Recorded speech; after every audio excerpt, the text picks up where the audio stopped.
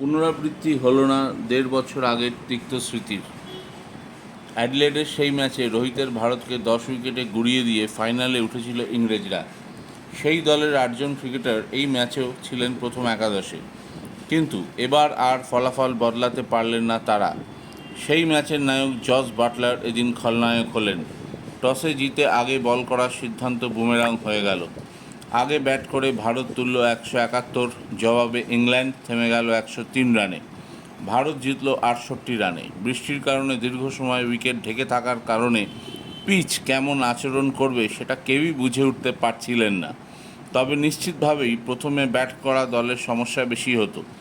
যদিও রোহিত স্বীকার করলেন তারা আগে ব্যাট করতেই চেয়েছিলেন। সূর্যকুমারের সঙ্গে জুটি বেঁধে রোহিত ভালোই খেললেন। দুজনের জুটিতে উঠে যায় ৫০। রোহিত নিজেও অর্ধশতরান পূর্ণ করেন, যদিও বিরাট কোহলি এবং ঋষভ পন্থ ছিলেন সম্পূর্ণ ব্যর্থ। শিবম দুবেও রান পাননি। শেষ দিকে অবশ্য হার্দিক এবং জাদেজার জন্য লড়াই করার মতো টোটাল করে ভারত। তবে ইংল্যান্ড ব্যাটিং করার সময় বাটলার থেকে শুরু করে বেয়ারস্টো, সল্ট, স্যাম কারান কেউ বড় রান করতে পারেননি। কুলদীপ এবং অক্ষর প্যাটেলের স্পিন ভেঙে দেয় ইংল্যান্ড ব্যাটিংয়ের মেরুদণ্ড। বুমরা পান ২টি উইকেট। ইংরেজদের হারিয়ে ভারত যেমন প্রতিশোধ নিল, তেমনই মাত্র কয়েক ঘন্টার ব্যবধানে আবার ফাইনাল খেলতে হবে দক্ষিণ আফ্রিকান সিংহদের বিরুদ্ধে। শনিবারই ম্যাচ। এমনিতে তারা চোকার্স বলে পরিচিত ক্রিকেট দুনিয়ায়, তবে ফাইনাল কিন্তু আলাদা লড়াই। ফাইনালে ভারত কিছুটা এগিয়ে থাকলেও চ্যাম্পিয়ন হতে গেলে নিজেদের সেরা খেলাটা তুলে ধরতে হবে রোহিত শর্মা অ্যান্ড কোম্পানিকে। আর বিরাট কোহলির টানা খারাপ ফর্ম ফাইনালে কাটে কিনা সেদিকেও নজর থাকবে ক্রিকেট প্রেমীদের। সব মিলিয়ে আবার একটা বিশ্বকাপ ফাইনালে ভারত।